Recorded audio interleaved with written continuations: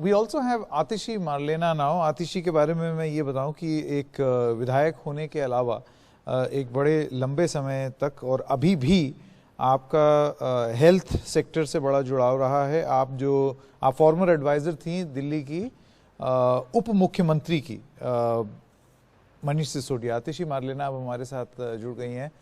आतिशी, जो स्कूली शिक्षा है ख़ास तौर से दिल्ली के सरकारी स्कूलों में, और इसके बारे में तो बहुत लिखा और बताया गया है कि किस तरीके से कितनी बुरी स्थिति में थे दिल्ली के सरकारी स्कूल, और उनका एक तरीके से काया पलट ही हुआ पिछले 5-6 साल में। जैसी तस्वीरें देखी हैं हमने, वैसी तस्वीरें शायद ही किसी ने दिल्ली में देखी होगी सरकारी स्कूलों की। होलिस्टिक एजुकेशन को इंक्लूड करने और उसमें शरीर के बारे में सरकारी स्कूल के छात्रों को बताने के ऊपर क्या काम किया गया है, उस पर करिकुलम में कितना जोर दिया गया है? नमस्कार संकेत।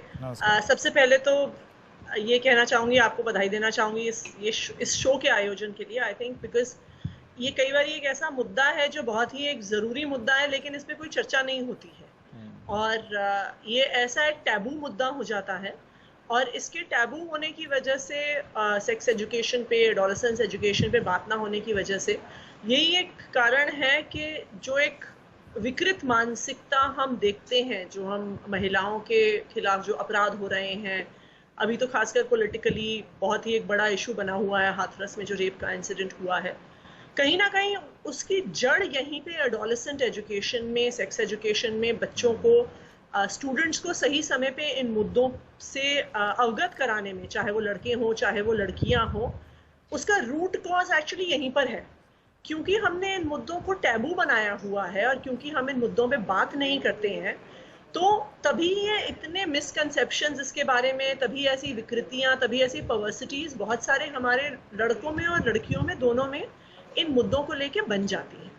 तो इसलिए आप लोगों को बधाई देना चाहूँगी कि आपने इस मुद्दे को टेकअप किया है। उसके लिए दिल्ली के सरकारी स्कूलों में मैं एक्चुअली कहूँगी कि इसको कई लेवल्स पे हमने टेकअप किया है।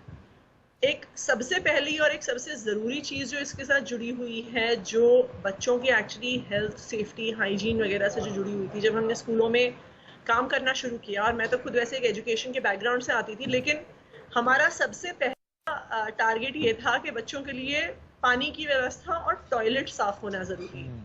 क्योंकि अगर आप एडोलेसेंट हेल्थ के सवाल को देखिए, तो जो सवाल सबसे ज़्यादा लड़कियों के हेल्थ को अफेक्ट करता है वो एक्चुअली क्लीन टॉयलेट्स का है। जब हम शुरू में दिल्ली के सरकारी स्कूलों में जाते थे और मैं लड़कियों से बात करती थी, तो बहुत कॉमन चीज़ होती थी कि वो लड़कियां मुझे कह रही थी कि मैम, हम तो दिन भर में टॉयलेट जाते ही नहीं हैं, हम तो वी वेट कि जब तक हम अपने घर पहुंचेंगे कि हम घर का टॉयलेट यूज़ कर सकते हैं, क्योंकि टॉयलेट्स इतने गंदे होते हैं। हमारे देश की राजधानी में ये कोई देश का पिछड़ा हिस्सा नहीं है। सही बात। जो हम कहें कि छत्तीसगढ़ तक विकास नहीं पहुंचा, झारखंड तक, उड़ीसा तक विकास नहीं पहुंचा, देश की राजधानी में लड़कियां ये कह रही हैं कि हम टॉयलेट नहीं इस्तेमाल कर सकते। तो सबसे बड़ा हेल्थ और हाइजीन का मुद्दा तो वहीं से शुरू हुआ था, और टॉयलेट्स को इंश्योर करना कि साफ सफाई रहे, वहां पे रेगुलर क्लीनिंग हो, पर्याप्त स्टाफ हो, एट्सेट्रा, वो तो एक पक्ष था। पर हमने बहुत बड़े स्केल पे बच्चों के साथ भी साफ सफाई और हाइजीन को, और वो कैसे आपके अपने हेल्थ से रिलेट करता है, उसे एक बहुत बड़े स्केल पे टेकअप किया था। और जैसे आप लोग ये स्वच्छता पे कार्यक्रम कर रहे हैं, आप लोगों ने भी स्वच्छता पे कार्यक्रम किए हैं पहले, और इनफैक्ट दिल्ली के सरकारी स्कूल एक्चुअली जो ये स्वच्छ स्कूल कैंपेन्स वगैरह पूरे देश में चले, टॉप 10 में दिल्ली के कई सरकारी स्कूल इसके बाद आए, बिकॉज इसको एक बहुत बड़े मुद्दे के रूप में टेकअप किया। सेकेंड रहा मुद्दा एडोलेसेंट एजुकेशन का, एंड ये भी अब पिछले 2 या 3 साल से इसको भी लड़कों के साथ और लड़कियों के साथ हम लोगों ने कई NGOs के माध्यम से इसे टेकअप किया है। और इसलिए टेकअप किया है क्योंकि जैसा मैंने कहा, ये टैबू नहीं हो वो बहुत जरूरी है। इसका टैबू होना, इस इम्पोर्टेंट मुद्दे पे बात ना होना, ये आगे चल के बहुत बड़ी विकृतियों का।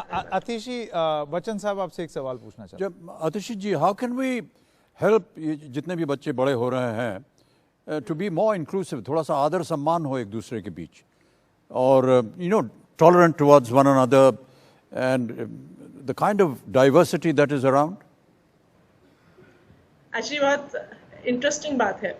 इंटरेस्टिंग इसलिए है क्योंकि अक्सर बहुत सारे ऐसे प्रयास हुए हैं जिसको एक मॉरल साइंस जैसे अम्ब्रेला के अंडर हम डाल सकते हैं। हम बहुत मॉरल साइंस, वैल्यू एजुकेशन वगैरह की बात करते आए हैं, लेकिन बच्चों के बारे में एक बड़ी मज़ेदार चीज़ होती है, और आपने भी अपने बच्चों के साथ, आई एम श्योर अब अपने ग्रैंड चिल्ड्रन वगैरह के साथ भी आप ये देखते होंगे कि अक्सर जो एज एडल्ट हम बच्चों को कहते हैं ना कि ये नहीं करना, बच्चों में एक क्यूरियोसिटी जागती है कि वो हमें ज़रूर ट्राई करके देखना है, वो हमें ज़रूर करना है। सो बच्चों को अगर हमें वैल्यूज़, डाइवर्सिटी वगैरह अगर सिखानी है, हम चाहते हैं वो इम्बाइब करें, तो एक तो मैं ये चीज़ ज़रूर कहूँगी कि मॉरल साइंस उसका तरीका नहीं है, क्योंकि आई थिंक अब बच्चों को हम पर्याप्त जानते हैं to know the fact that we have to let them find their own answers. और एक पहल जो हमने दिल्ली के सरकारी स्कूलों में करी है, हमने पिछले 3 साल से हम दिल्ली के सरकारी स्कूलों में भी run this programme called the happiness curriculum. Nursery से लेके 8वीं तक के सारे बच्चे अपना रोज का दिन एक हैप्पीनेस की क्लास से शुरू करते हैं, जो मेडिटेशन, माइंडफुलनेस से शुरू होती है। और उस हैप्पीनेस की क्लास में हम बहुत सारे जो मुद्दों की आप बात कर रहे हैं, टॉलरेंस, डाइवर्सिटी, समाज में अलग अलग तबकों के लोगों के साथ रहना जीना, उसको एक्सप्लोर करते हैं। लेकिन हम उन्हें एक्सप्लोर करते हैं एक ओपन एंडेड तरीके में कि अगर हमने एक बच्चों को कहानी एक दी, फिर उसके बाद हम उसे एक ओपन एंडेड सिचुएशन पे छोड़ के बच्चों से ये पूछते हैं कि अच्छा आप बताओ, अगर आप उस परिस्थिति में होते तो आप क्या करते, rather than giving them an answer कि this is right and this is wrong. चाहे स्टोरीज हो गई, चाहे रोल प्लेज हो गए, उसके माध्यम से इन प्रयासों को किया गया है। एक इंटरेस्टिंग पहल उसमें हमने ये भी करी थी कि उसमें से हफ्ते का एक दिन होता है फॉर एक्सप्रेशन ऑफ इमोशंस। तो उसमें फॉर एग्जांपल एक दिन मैं क्लास में गई थी, वहाँ पे ग्रैटिट्यूड पे चर्चा चल रही थी। तो हर बच्चे को अलग अलग लोगों के प्रति, जिसके प्रति वो ग्रैटिट्यूड फील करते हैं, उसको एक्सप्रेस करना था। तो मुझे अभी भी याद है, एक बच्ची ने एक बड़ी मज़ेदार चीज़ कही थी।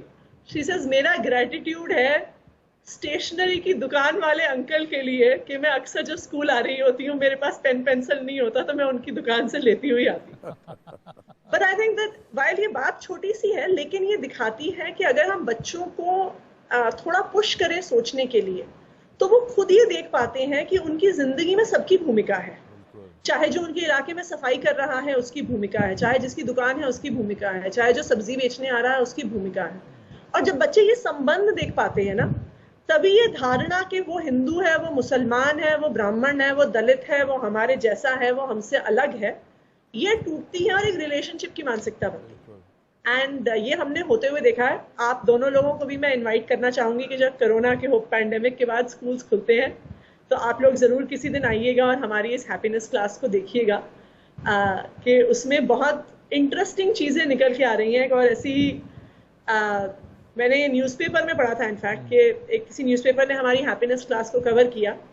तो उस जर्नलिस्ट ने एक 6th या 7th क्लास की बच्ची से की एक स्टोरी बताई हुई थी। तो वो कहती है कि मेरे एक दिन पिताजी ऑफिस से वापस आए और वो बहुत गुस्से में थे क्योंकि उनका ऑफिस में किसी कॉलीग से झगड़ा हुआ था। कहती है मैंने अपने पिताजी को बोला कि हमारे स्कूल में हैप्पीनेस क्लास में हमें सिखाया जाता है कि आप अपना गुस्सा कैसे कम करो और स्ट्रेस कैसे कम करो। तो पापा अगर आप चाहते हो मैं आपको सिखा सकती हूँ कि आप गुस्सा कैसे कम कीजिए। I don't think her father took her advice, but I think it was good that children are thinking about this. नहीं, बहुत ही अच्छी शुरुआत है ये।